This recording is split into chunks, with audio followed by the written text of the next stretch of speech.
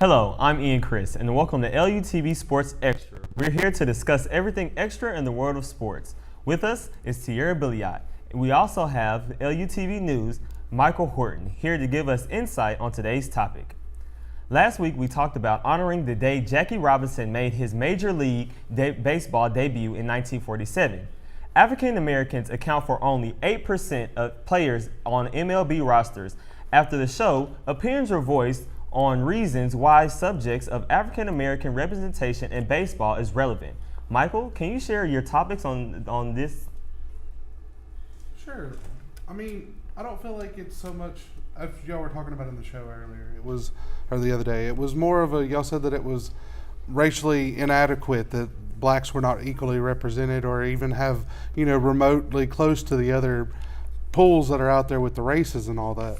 And I just don't think that that's something that's relevant to the topic at hand, because when you look at stuff like basketball and football, they you're over 70% at least in every one of those subjects. So, I don't feel like it's relevant in that sense that to say that they're underrepresented, because maybe that's just not something that African Americans are going out for. And Well, it's a reason that they're not represented is because baseball isn't catered to the African American community.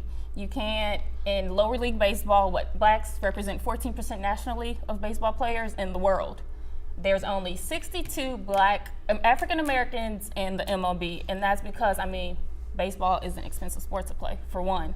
So, of course, black baseball players can't play it because it's expensive to play, especially in the lower league where it matters the most, from 8 to 15-year-olds when baseball is up and coming. That's when the MLB starts scouting, starts looking at high school kids, but they can't play it because it is such an expensive sport. So even though that we do have, like you said, we don't have the per se revenue to support us in the baseball league, do you not feel like that we should still try to break that barrier into the baseball realm and get involved with more blacks getting involved with baseball? Well, I think everybody should be involved in sports if that's what they want to do.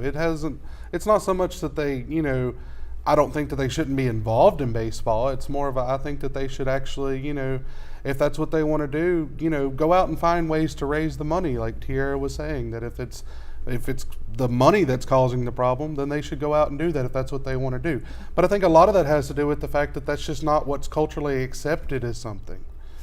No, but it's hard to find. You can't tell a family to go find money to play baseball when the mothers have to feed their kids. They're working 3 jobs. You can't tell a mother, oh, but I want to play baseball. Oh, but you need this $400 mitten. You need this bat. You need these cleats. You need to pay for these uniforms.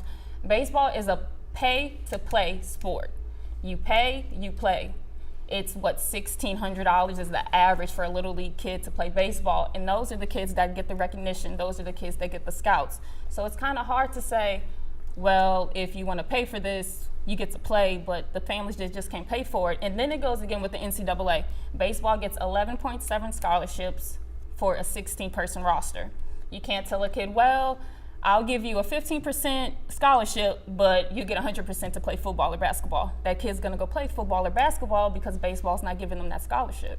Right, and that's exactly what I'm saying. It's all kids across all races are, needing to do that. It's not just necessarily a black thing like we were discussing after class the other day. I think it's more of everyone that wants to play a sport should be able to play a sport. And I think that ultimately they need to, be able to accommodate that. But you said that the people in the black community were not able to afford stuff like that. Well, what about the white community or the Latino community or something like that? There's a lot of mothers there in both of those communities that work just as hard, work 2 or 3 jobs, that try to, put their kids through school and all that. So, like I said, I don't think it's so much a racial issue. I think it's more of the poverty level keeps a lot of people from doing things that they would like to do. So why do you think there's only 62 players, African American MLB players? Why do you think that number is so low then?